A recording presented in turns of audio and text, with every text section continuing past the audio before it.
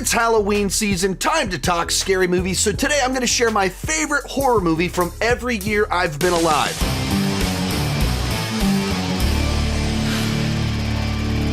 While I'm talking, if you're up for the challenge, join me down below in the comments section. Share your favorite horror movie from every year that you've been alive. This is actually a lot more difficult than I thought it was going to be because some years either there weren't all that many great horror movies or there's just years where I have big gigantic blind spots where I've missed the iconic horror films from that year, and so I'm left having to pick a movie I'm not all that crazy about as my favorite horror movie of that year. A couple of other years I kind of was looser with my definition of horror so I could pick a movie that I actually really like as my favorite rather than something that's just truly horror but also not really my favorite.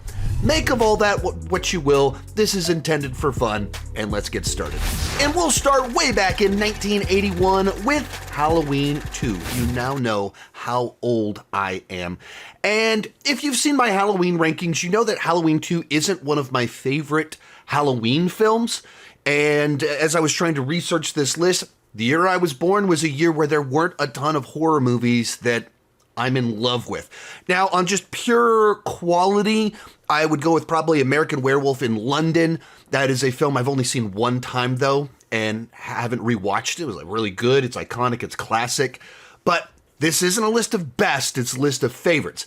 Evil Dead had its world premiere in 1981, but it didn't release for a couple more years, so that movie will be making an appearance, but not in 1981. So in terms of what is the horror movie that from this year that I actually rewatched the most, that I most regularly return to, it's the one that gets the bump because of the franchise that it's associated with. So Halloween 2 makes an appearance here. Now, of course, it is from that original era with young Jamie Lee Curtis. It's the same night as the original film. And so it's the one that is most similar in feel to the original, which is my favorite from that franchise. And so there's a lot of enjoyment that I do get out of it, but I just wish that Laurie Strode was more proactive throughout the film and not bedridden for 70% of the film. But it is my pick for my favorite horror film of this year, kind of because of lack of competition. 1982, and we'll go with The Thing, second year in a row where a John Carpenter associated film is my pick for my favorite of that year. Close runner-up would have been Poltergeist. With both of these films, both of these summer of 1982 classics, they were movies I was fairly late to the party on. Now, I did actually watch The Thing, back 25 years ago, but whenever I watched it, it didn't click with me quite right. And so I didn't rewatch it for a very long time until just a few years back.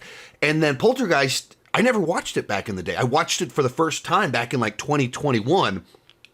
And so that was a real pleasant surprise to discover kind of this classic 80s era horror film that everyone else watched except me.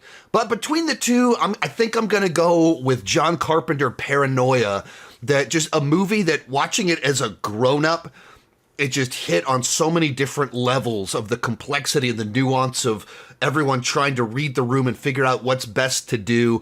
Awesome creature designs, body horror, practical effects. Just one of these movies that they didn't know what to make of it when it came out, but time has been incredibly kind to it. 1983, and we're going with The Evil Dead. This movie had its world premiere, as we mentioned before, a couple years before this, but it actually wide released in 1983, so this is the year where I'm placing it. A runner-up here would be Christine, kind of just because I want to have 3 John Carpenter movies in a row on this list. I've actually only seen Christine one time. I watched it for the first time just a couple years back, so I would be lying if I actually had it as my favorite. Evil Dead, however, I have been in love with that franchise for over 25 years now. Back in the day, I had the Necronomicon DVD version of it that had this creepy textured version of it. It got stolen from me, but I had an awesome version of it. But this is the movie that put Sam Raimi on the map, of decided to make a classic cabin in the woods horror movie for whatever money he could come up with, him and his friends pouring fake blood and soup on each other.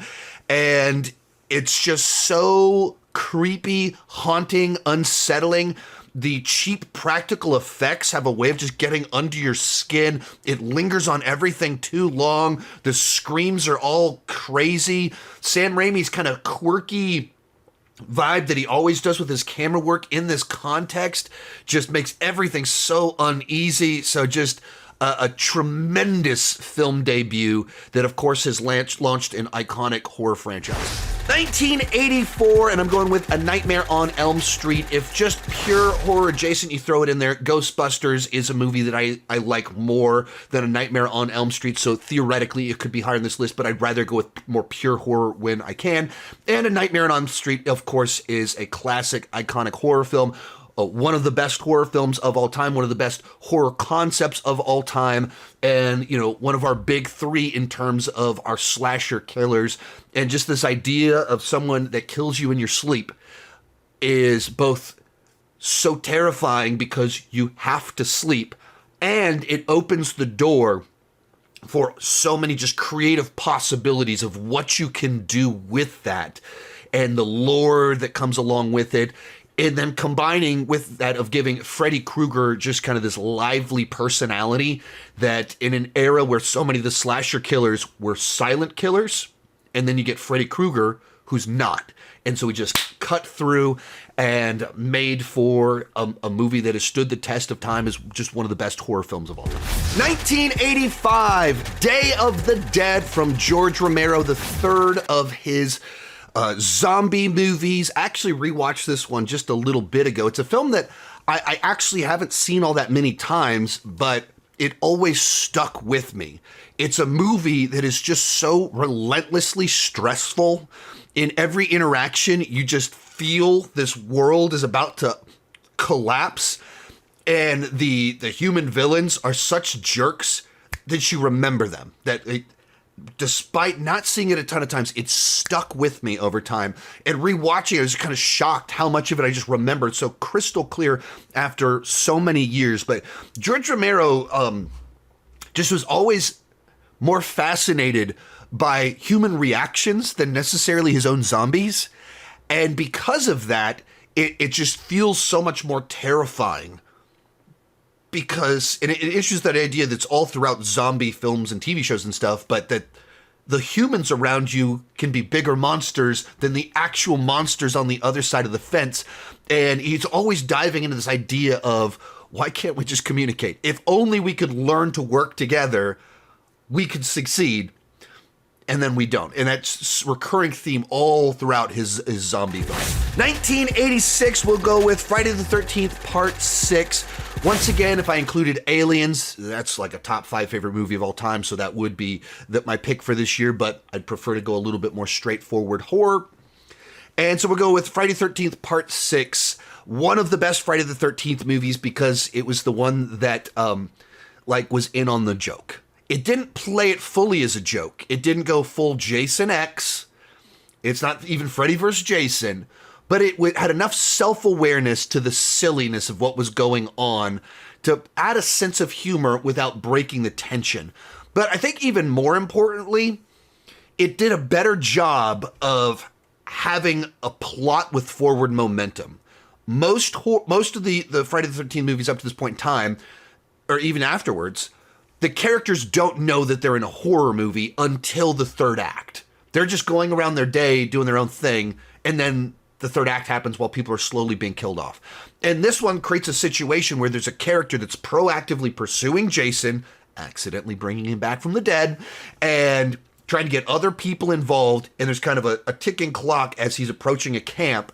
And so it has more forward momentum, even on a story and a plot level. So one of the best constructed Friday the 13th movies, and one that I think gets the tone better than most. Today's video is brought to you by HelloFresh. Fall is almost here. That means cooler nights, craving heartier meals, and wanting something warm and satisfying. This season, HelloFresh has had a massive upgrade with their biggest menu yet. HelloFresh has doubled their menu. That means you can choose from 100 options each week. Likewise, you can feel great because their menu is even healthier with high protein and veggie-packed recipes. Here's the part that I love. You can get steak and seafood delivered to your door every week, no extra cost. There's 3 times more seafood on the menu now at no extra cost. I'm not a cook, not a chef. They deliver the exact ingredients in the right proportions with clear directions on how to make these delicious meals. Therefore, even someone like me that does not know what they're doing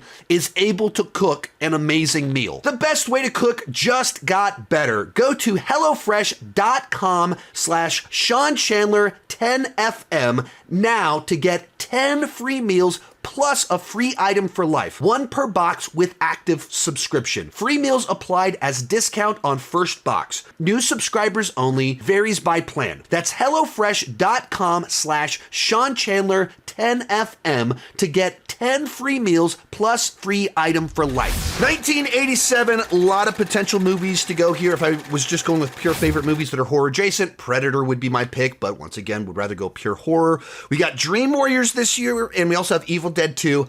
I have to go with Evil Dead 2. Dream Warriors is one of my favorite Nightmare on Elm Street films, but Evil Dead 2 is just one of my favorite horror movies of all time. Love Sam Raimi, love Bruce Campbell. Groovy.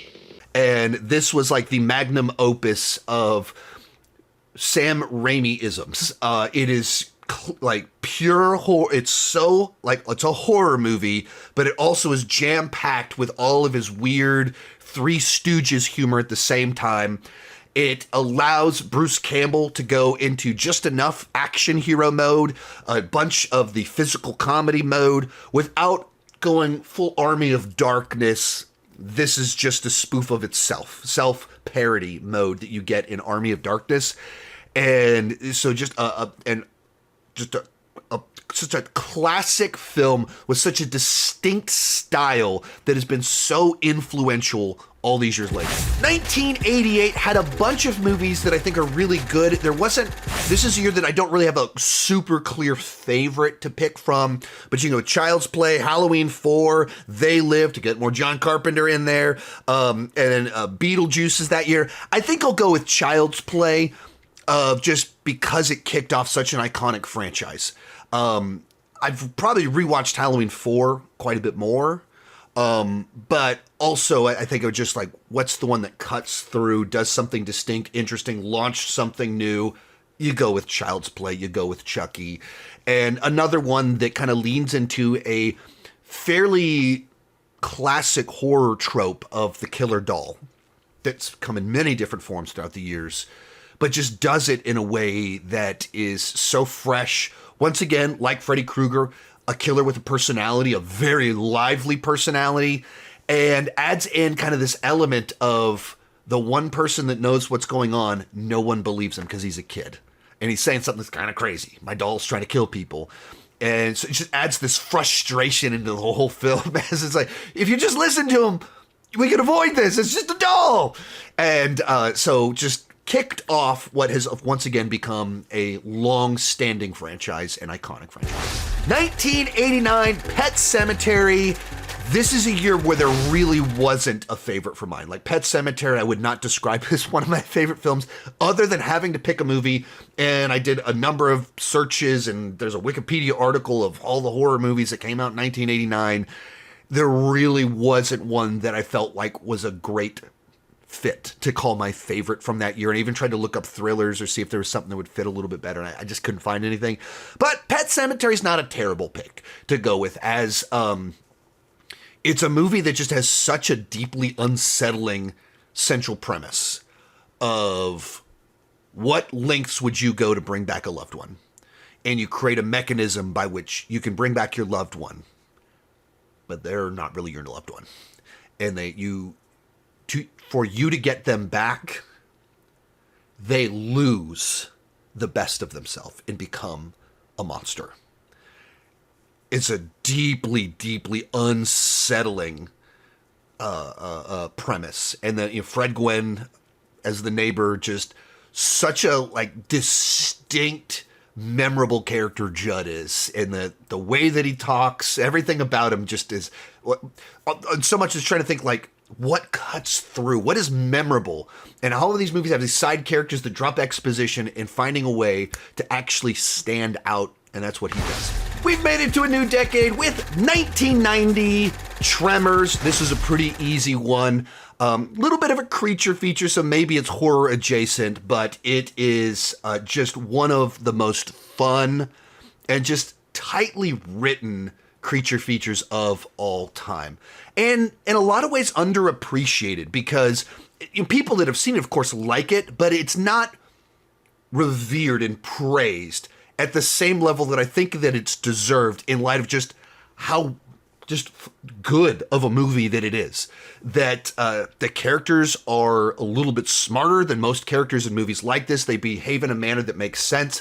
There's a set of rules that the movie actually sticks to. There's clear objectives. It has characters that are kind of lively and over the top, but without becoming fully cartoonish.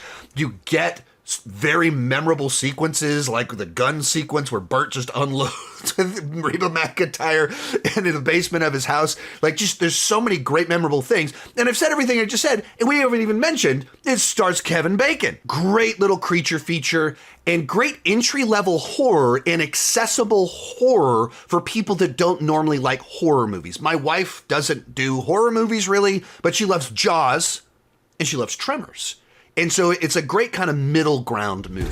1991, Silence of the Lambs. Maybe another one that's a bit more horror adjacent, as it's more of a serial killer thriller. But there is gore in it. There are killers in it. So I'm perfectly fine including it on this list. Just a fantastic movie. Obviously, it got plenty of awards and prestige.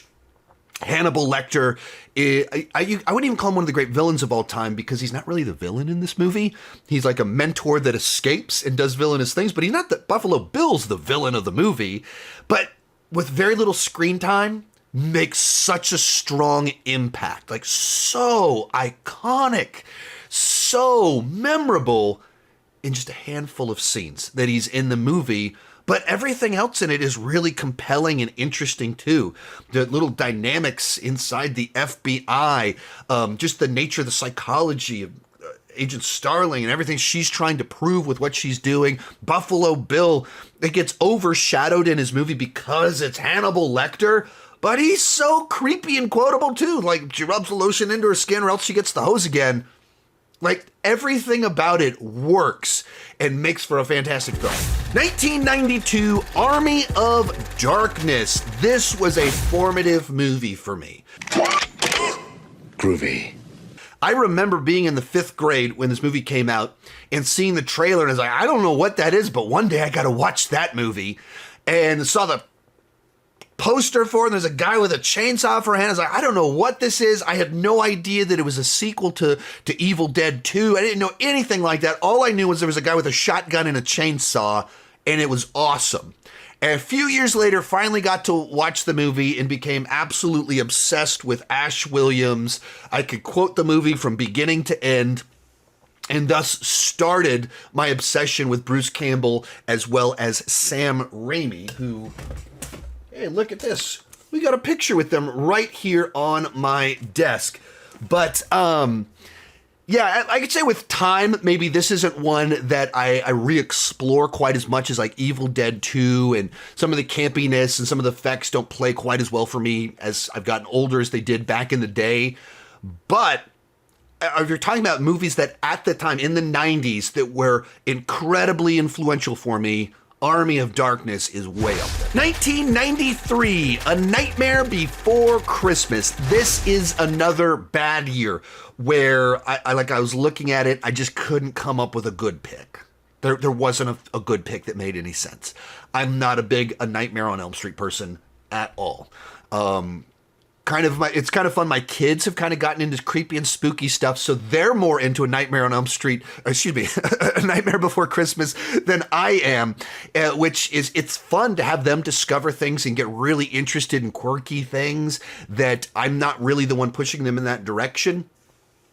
But at the same time, like, if I looked at the options that were on the table, what's the one where I go, I'm glad that exists? That's cool. That's unique. That has its own fingerprints, its own way in which it did something unique in the medium. Obviously, a movie that we can't decide, is it a Christmas movie? Is it a Halloween movie? It's stop motion, it's a musical. There's so much in there that is interesting. 1994, The Crow. I wasn't a big Crow person for kind of a while. And I feel like it's in the last 5 years where I've been like, oh, this movie has held up remarkably well.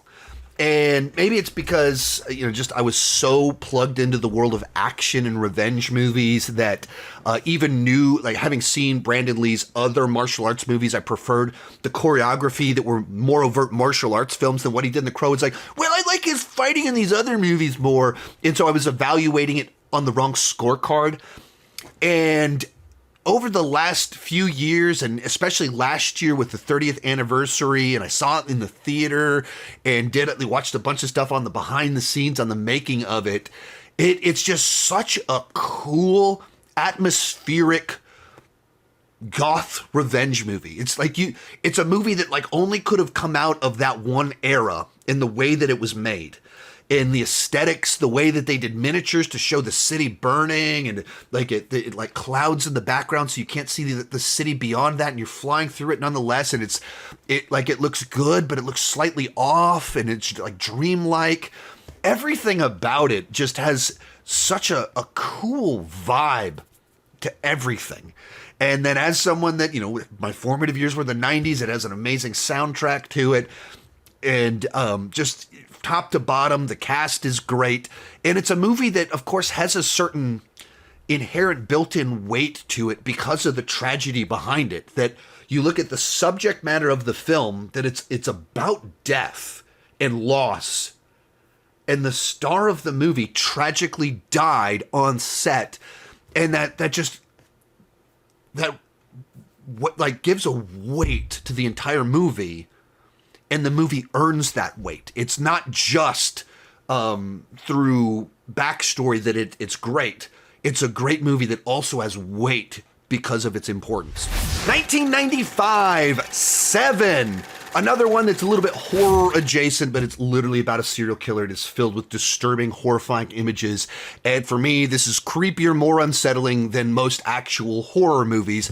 And, of course, it's just a fantastic David Fincher film. It is, of course, one of, with few people arguing that it's not one of the best serial killer movies of all time. That whether you're just talking about the individual investigation and the reveals of each of these kills, they're so horrifying and creative in such disturbing ways. And visualized in a way that they get stuck in your brain. You can't forget each of these kills.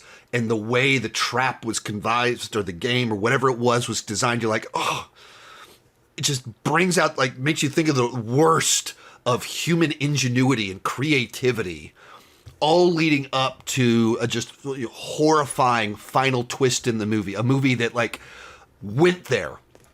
It's bleak as can be, and somehow ends on the bleakest note. 1996, Scream. I've said it many times before, Scream is my favorite horror movie of all time, and thus Scream will naturally be my favorite movie from the year that it was released. And I just think it's a great concept that was executed wonderfully.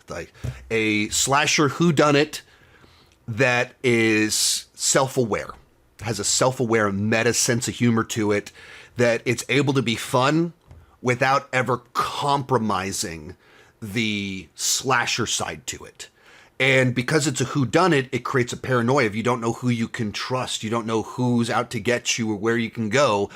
And it just creates an extra layer of suspense and tension inside of the movie, while the interactions between the kills are more entertaining and interesting than they are in most of these films. And then it has an amazing cast, amazing soundtrack, just top to bottom. This, to me, is what I want from a slasher movie. 1997, Scream 2. I would have preferred to not have back-to-back Scream movies on the list because I like to have a little bit more variety, but I didn't see another horror movie that in any way would compete with it.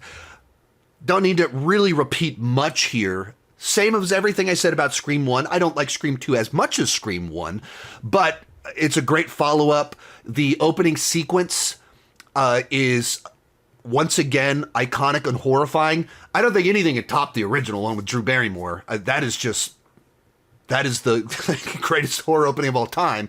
And it works as like its own little mini movie. But this, if you can't top that, but this is a great follow-up to it. It's totally different.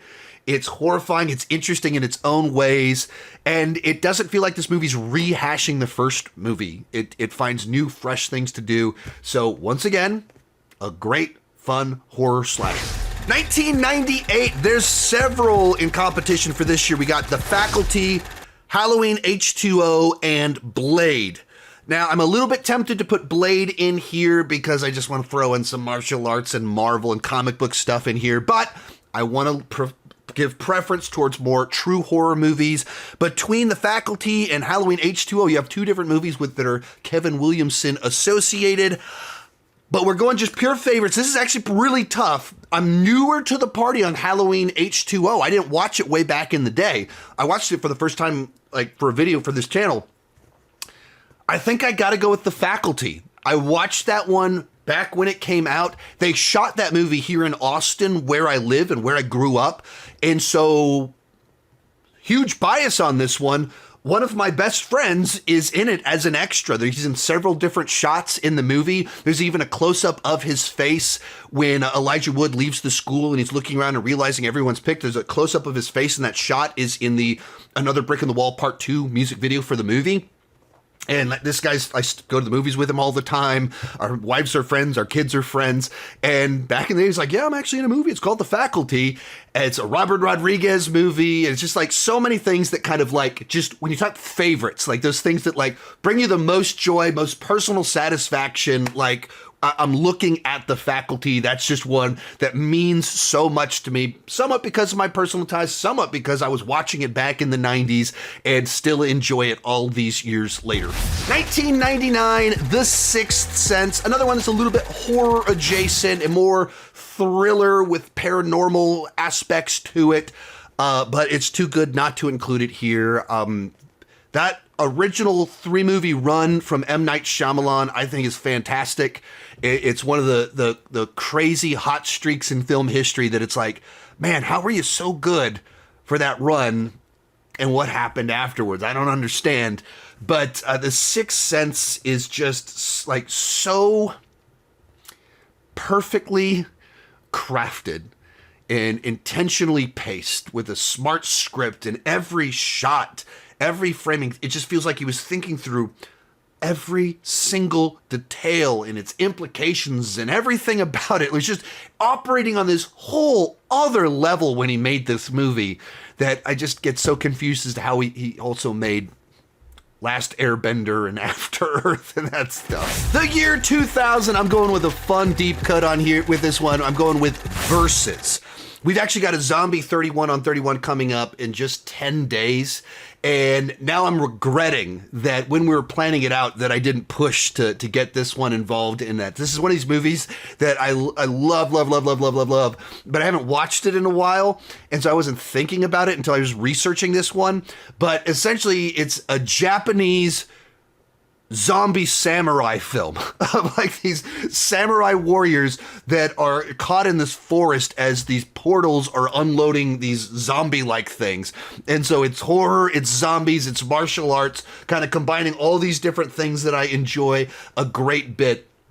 And just and kind of during that era where everybody had to be cool. And so cool samurai, cool ninjas battling zombie samurai.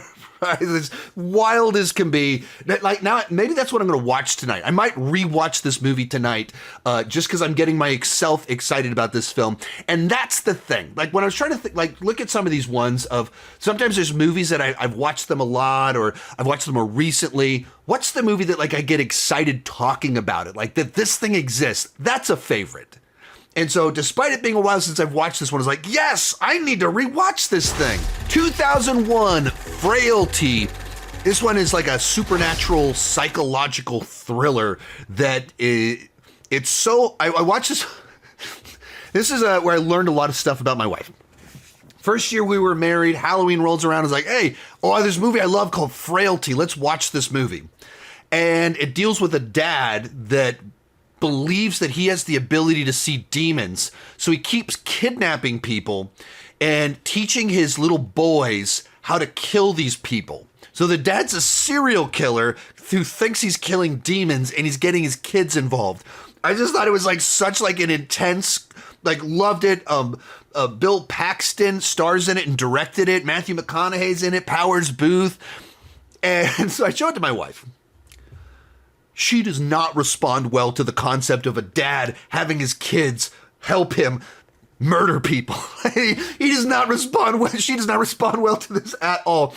But it's because it's such a horrifying concept, and it messes with you, and there's a lot of back and forth of like the two brothers respond differently to the dad, and which one is right and which one's wrong. Is the dad crazy? What's going on with it's like messes with you on all the different levels. So if you haven't seen Frailty, check out this movie. 2002, 28 Days Later, the Danny Boyle zombie movie that was one of the movies that kind of kicked off the zombie craze from 20 years ago. This movie came out and you just kind of get the revival of the genre. There weren't a lot of new zombie movies all throughout the 90s. And I just mentioned Versus, but that was like a Japanese movie that like nerds watched, but it wasn't like a hit or anything like that. And then you get 28 Days Later that kind of becomes kind of this big zombie movie that kicks off what became like 15 years of zombies dominating popular culture, because shortly afterwards you get Dawn of the Dead, you get Land of the Dead, you get Zombieland, and then Walking Dead becomes this cultural phenomenon. And so much of it goes back to 28 Days Later, making Hollywood go, oh, we should do that too. That British guy made that movie. We should do that too. We've got George Romero. We can remake his movies, and thus it kicked in. But I mean, it's just, obviously we're getting a new set of movies right now from this franchise, and it just kind of brought in its own kind of social commentary, its own little flavor, its own zombie lore of how it all worked, its own energy. There's its own grit to the whole thing. 2003, several strong contenders here. You got Texas Chainsaw Massacre, the remake. Now, I've only seen this movie once, whenever the new movie came out, because I didn't watch those movies growing up or anything like that. And I did this huge deep dive into the movies. And as it turns out, because I live in Texas, and the first one was shot in Austin, most of these movies were shot where I live. So the Texas Chainsaw Massacre remake, there's a bunch of shooting locations for it that are like 10, 15 minutes away from my house. And so whenever out of town movie critic friends come to town, I literally take them on a little tour to see the shooting locations for where the house is and the meatpacking plant and stuff like that. And then we also have Wrong Turn, another one I didn't watch back in the day when it first came out. And the franchise overall is, what on earth is it?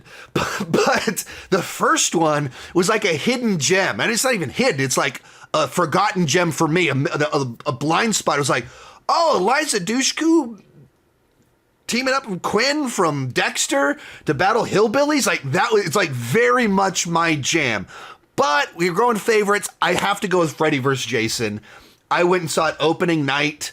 One of the first times I went to like a packed theater opening night for a horror movie. And since that movie is basically, professional wrestling as a horror movie, it was so much fun. It was such a pleasant memory. Everybody in that theater knew the movie that we were about to get. We knew what it was. It was just so fun. And it's always worked for me. Just as finding a way to merge the two lores and just kind of having just the right amount of humor and fun versus the kills and everything like that. It's a schlocky concept, and I think it got the tone right. So I've always really enjoyed Freddy vs. Jason. 2004, Dawn of the Dead, the remake. This was Zack Snyder's first movie and still one of his best movies. That it is based on the credited screenwriter is James Gunn, which it's fascinating to me how certain movies can end up being like these hubs for a tremendous amount of future influence. So two different guys that would run future DC universes that would go on to have like incredibly like passionate fan bases tied to comic book properties were the two creative forces behind a George Romero remake in the year 2004. That sort of thing is just kind of wild and crazy to me, the way that worked out. And supposedly it was dramatically rewritten. It's very different from James Gunn's script for the movie. I don't know. I don't know how different it is. But the credited screenwriter is James Gunn. And I think it's a great remake. That it brings zombie movies into the 21st century.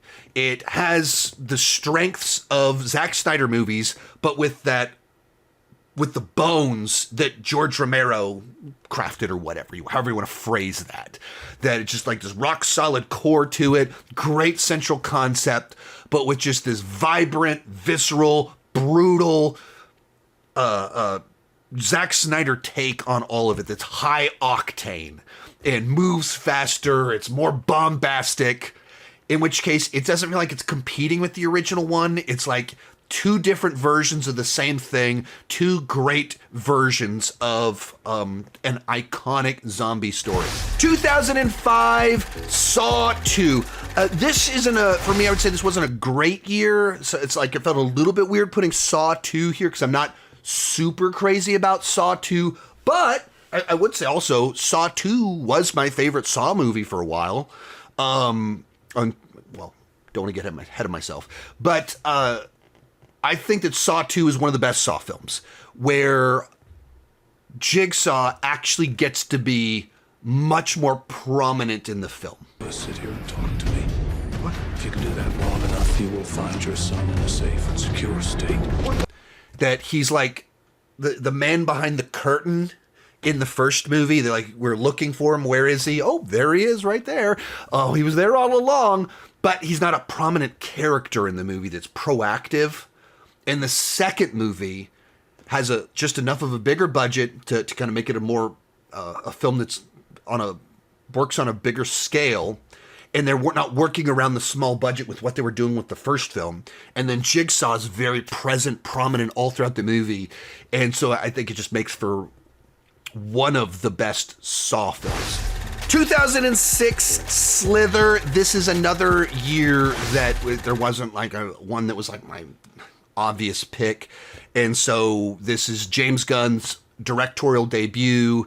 It's weird, creepy creature feature with his sense of humor to it. It's Night of the Creeps, but through the mind of James Gunn back when he was super weird.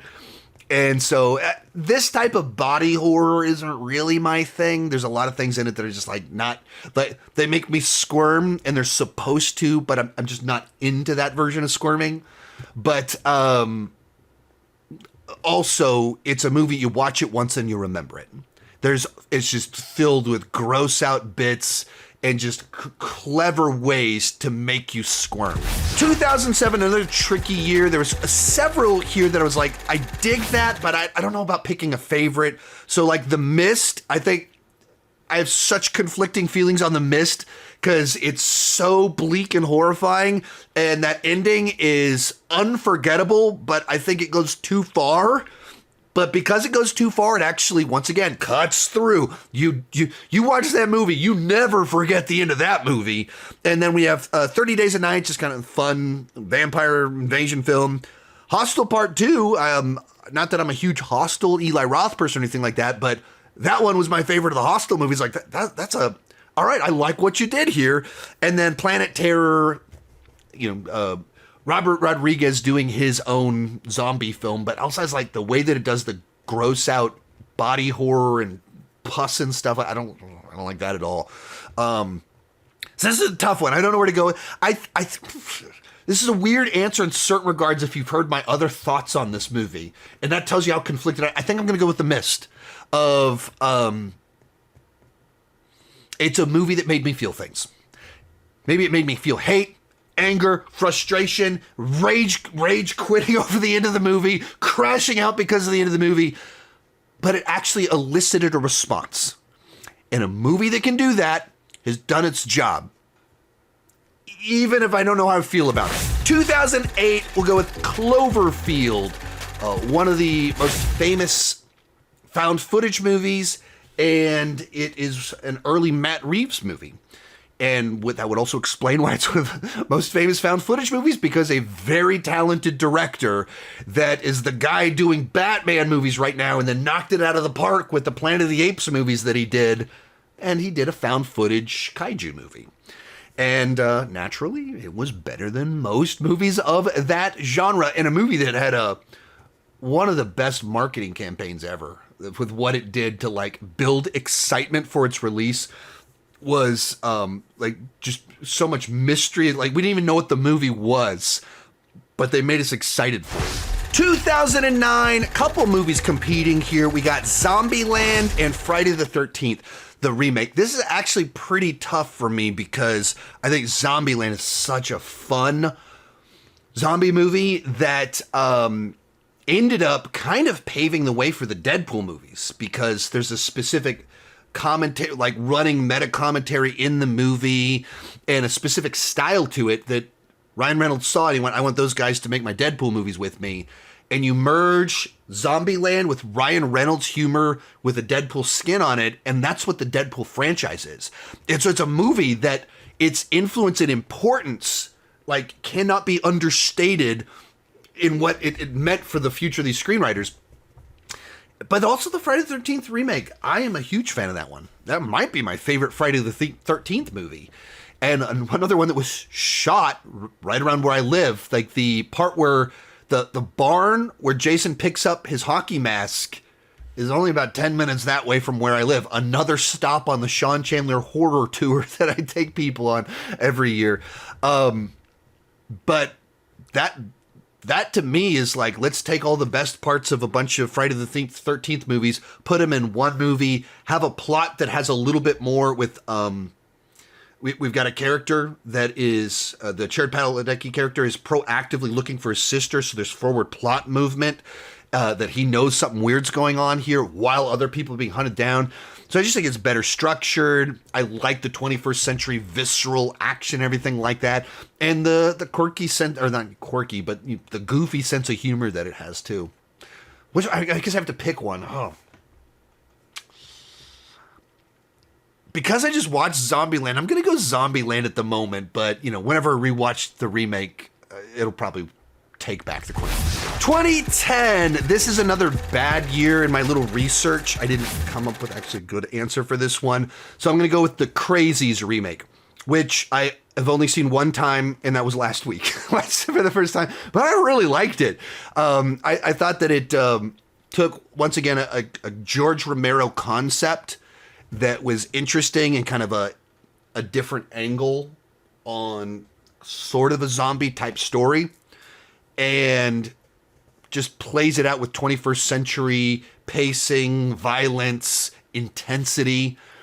And I think in certain ways, it lost some of what George Romero's original had, but it adds, I think it makes up for it greatly in structure, pacing, and just kind of just feeling like you're in this relentless chase that doesn't let up until the credits roll. 2011, I'm cheating on this one, and I'm going to go with You're Next. You're Next did not wide release for a couple more years, but there were other movies in 2013 that I also want to include on the list. And this was a year where I didn't have a different one that was a pick that I wanted to go with. So I'm going to use You're Next, premiered at TIFF in 2011. So it kind of qualifies. If I had to pick a movie that really officially came out, it would be Scream 4. I just love the Scream movies. Scream 4 is not one of my favorites, but hey, a weaker Scream movies are like pizza. Even bad pizza is still pizza. A Scream movie is still a Scream movie. But You're Next is what I'm actually going to go with. I just love this movie. It's Adam Wingard, the guy that's doing the current Godzilla vs. Kong movies. It's just a wonderfully crafted, isolated survival film where rich people are at a mansion and people start showing up and killing them off, and you're just trying to survive. And it turns out that one of the guests at this house just happens to have some survival training and kind of turns things around on them. It's a movie where I went to go see it, and I was just so excited about it. I went home and recited the plot of the movie to my wife. There haven't been a lot of movies where I've done something as nerdy as that. Your Next was one of them. 2012, Cabin in the Woods. Just a great and wildly inventive sort of send-up of Cabin in the Woods movies. Joss Whedon was one of the people that worked on it behind the scenes, though he's not the person that directed it. Chris Hemsworth is in it. They shot this before Thor, but it didn't come out for many years later. And so it's like a movie that he almost shouldn't be in, because by the time it came out, it was the year Avengers came out, and becomes one of the biggest movie stars on the planet. And he's like third or fourth billed in this horror satire of sorts. But it just takes the concept of the cabin in the woods and all the stereotypes that go along with those movies and just turns all of it on its head. It's so clever. It's so inventive. It's so fun, while, having people being torn up by all of these crazy horror creatures and killers, and finding a way to do some wild stuff in the third act that is how did you get away with this? That shouldn't have worked, but it did. 2013, The Conjuring. James Wan is one of the 21st century masters of horror. And I think with the Conjuring franchise, he just created something special.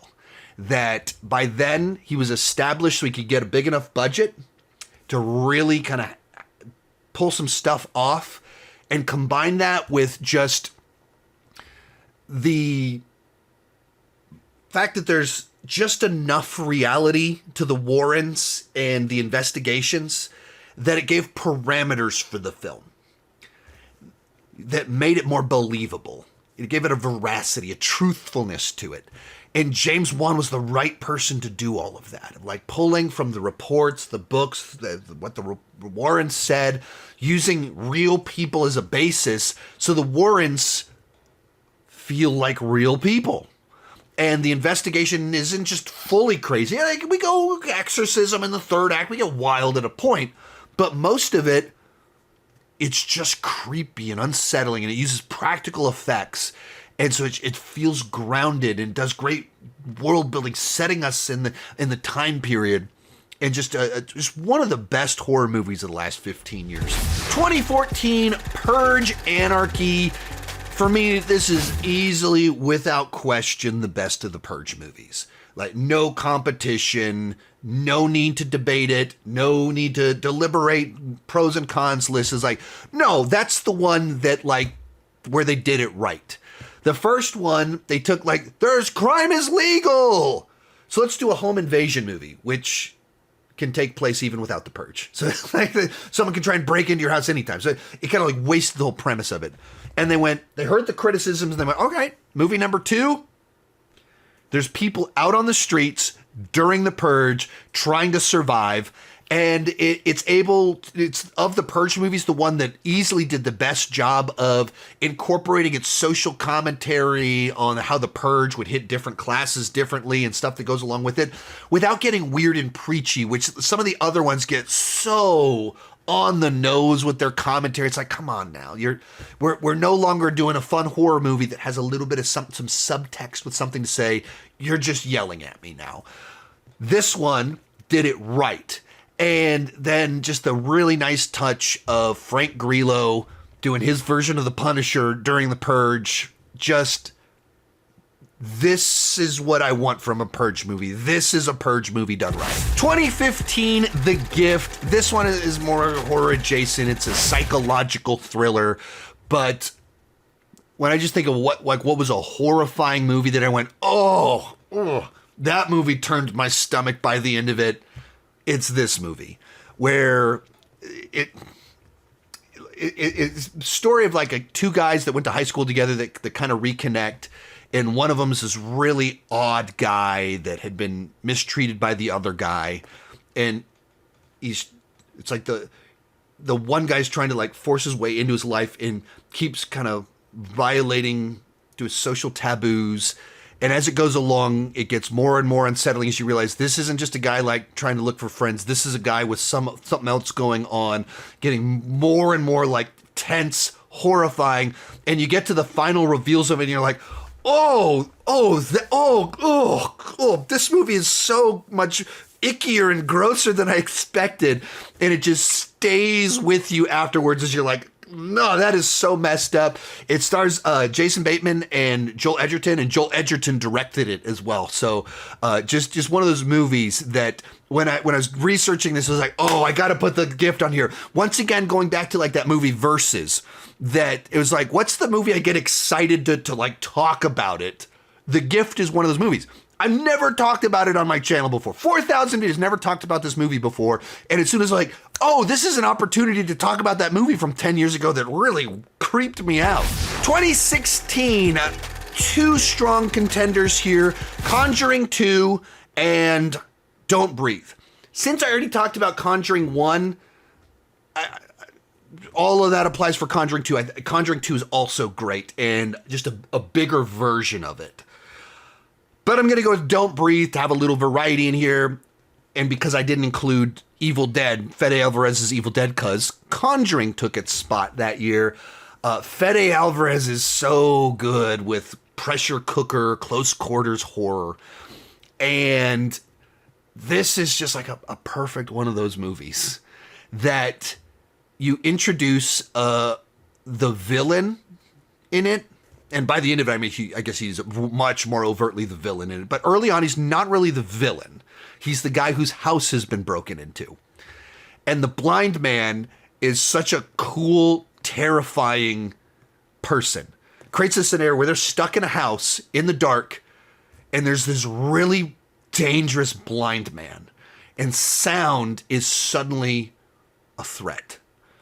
As you move into the back half of the movie and you realize what's really going on at this house, how truly jacked up this guy is, and Stephen Lang is so good, so imposing and threatening, and just a great movie that just makes every little detail and environmental thing a threat. I love these close quarters, isolated survival thrillers like this, and this is one of the best ones that last however long. 2017, another year where it's tough. You've got It, and you've got Get Out. Wildly different types of horror movies that were huge and important and influential in their own ways. Get Out has, obviously launched the career of Jordan Peele, 1,000 knockoffs, and created its own like subgenre of horror.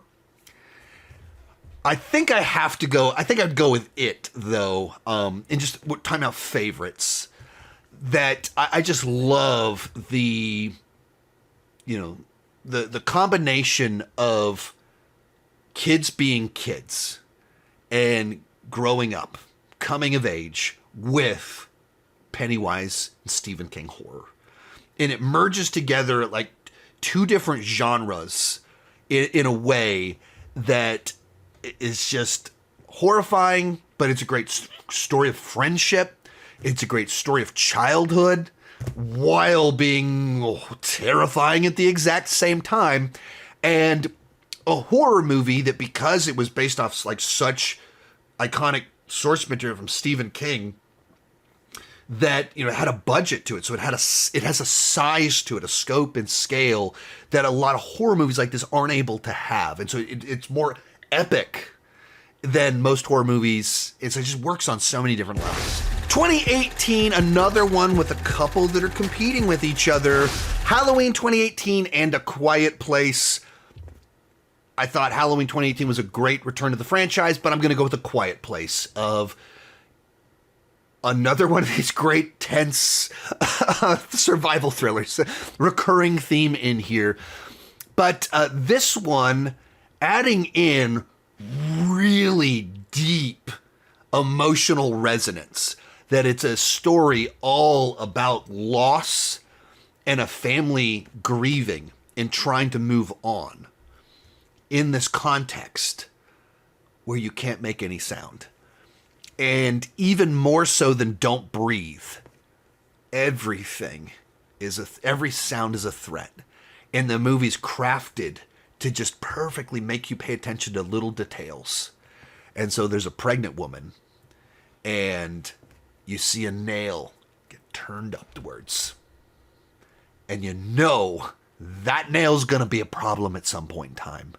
And little things like boards creaking and the smallest details mean everything. It's just, I love that sort of thing. I love these types of thrillers, survival. It's just my thing. 2019, Dr. Sleep. One of my biggest horror hot takes. I prefer Dr. Sleep to The Shining. I've said it many times before, but Kubrick and the Shining just aren't exactly on my wavelength, kind of the more artistic, symbolistic side to Kubrick. That's just not my wavelength.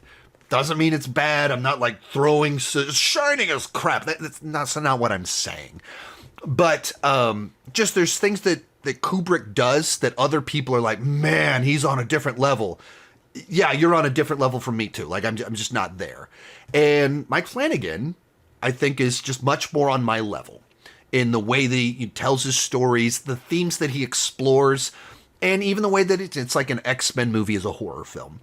But probably most importantly when it comes to Dr. Sleep is that, if you don't know my life story, my dad drank himself to death, and then I turned into an alcoholic myself. And when I started this YouTube channel, I was in rehab. I was literally unemployed and in rehab when I started this YouTube channel. And Dr. Sleep is a movie about repeating the mistakes of your fathers and learning, growing. It's about redemption and overcoming our trauma, overcoming our flaws and our mistakes. And so for me, that's a movie that is just so deeply resonant in a way that The Shining just isn't. The Shining does a bunch of other amazing things that all of you resonate with. Dr. Sleep resonates with me. 2020, The Invisible Man. This is a year with not a lot of competition because movies didn't come out in 2020. But before the world shut down, we did get Leigh Whannell's The Invisible Man, which I do think is a very intelligent horror movie. That he uses the concept of the Invisible Man as a mechanism to be essentially a metaphor for ghostlighting someone. And so it's ghostlighting the movie using an invisible man as a mechanism to do that. And it's filled with practical horror. And Leigh Whannell, he didn't do the Wolfman this year, but with Invisible Man, with Upgrade before that, and with a number of his things with James Wan, he writes really smart scripts that are crafted so nicely that the details matter. And that's what I felt like with Invisible Man. Like every time I felt like I was catching up with what he was doing, he'd have one more twist turn in there where he got ahead of me. 2021, A Quiet Place 2. I wasn't really sure if a sequel to A Quiet Place would work. Would it, with where the family's at, would it feel like we're just rehashing things? And somehow they found a way to make it work. That there's things about the second one that I kind of liked even more. That it, with what it does with Cillian Murphy's character and him kind of starting to come alive and change, the way that it's able to be hopeful in a really dark place. That there's just something in the way they're able to make these films that just tap into something so deeply human. The plot mechanism of creatures that are drawn to sound. Like right there, we get the thrills, the suspense, the tension. And then they go, but let's also really make us care about the characters and the heart.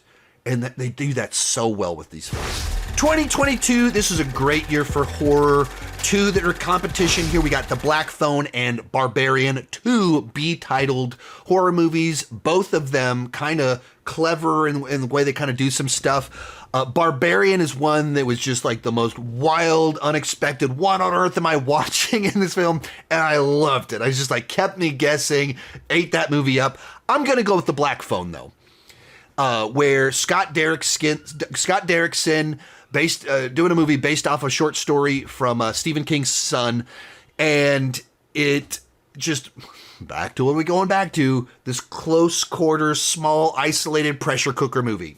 Recurring theme here. I love those movies with this boy stuck there with this supernatural flavor to it. That it works together, this mythology with the supernatural, combining in the backstory of what we've learned about certain characters, while having this great story of grace for the father, that the father's kind of portrayed as a monster, but it doesn't view him cynically. It's a father that is so deeply flawed, made horrible mistakes, but the movie looks at him sympathetically at the same time. And most movies wouldn't do that. I love that about the film, the way that it handled such a dark character, but the darkness came from honest pain. And the movie knew that and allowed for that. But so for me, I this is a movie just put together so nicely, so well crafted. 2023, another one with a couple competing movies in here, two very different movies, Megan and Saw X. I thought Megan was just such a fun, new entry-level horror franchise. And I like that. You know, as someone that has kids that are getting into spooky and scary stuff, that there's entry-level horror, PG-13 horror. I think that's a good thing. And once again, in a world where there's no shortage of killer doll movies and things like this, they found a way to tell a new one that, you know, became so memeable and it was going viral on TikTok for the quotes and the dances and everything like that. But I'm going to go with Saw X. This is my favorite Saw movie. And some of it's for like almost the most obvious reason. It's the movie where Jigsaw is the most front and center. 10 movies in, and the star of the franchise is finally the star of one of the movies. Like, he's very prominent in Saw 2, but even in that one, Wahlberg is the star of the movie. And in this film, Jigsaw actually becomes front and center. And then even just the slight tweak on the formula, which is you make Jigsaw sort of this anti-hero of sorts. Sometimes we get sucked into things that are against our nature. Gabriella had her own free will, and if you can't handle this, how will you handle the rest of our work? You create a scenario where he's a victim, and he's spotted people that are taking advantage of people, so we just go tweak it a little bit, and now all of a sudden, he's the Punisher. and it has a little bit of just a little bit of this sense of humor to it, where there's this part where he's like sitting out, and it's like a sweet old man sitting on a bench enjoying life, and it cuts to a picture of his notebook and he's drawing the traps to kill people. There's a little humor in it. And it makes him like, there's the sequence where he like, you see the sacrificial side to him, and they just make him a character that just has more redeeming qualities without ever violating what was ever previously established about him. So for me, this was the best Saw movie. 2024, another one with a couple great ones in here. We got The Substance, body horror, and Long Legs, kind of a throwback serial killer movie. And I had the pleasure getting to interview Osgood Perkins, and I was actually in the room with him as he was looking at the box office projections, and he's like, man, this is pretty wild. It looks like my movie might actually do really well. And he was right. His movie did fantastic. And now he's been, cranking out movies over the last couple of years. But I love the camera work, the way that it used the camera and sound design and everything like that. And just that it was this throwback serial killer movie while also having a supernatural bent to it. Very cool. And then Nick Cage as Longlegs, of course, another very memorable character. I'm going to go with The Substance, a movie that I watched and I was like, oh, that was really good. And then it stayed in my head and I kept thinking about it.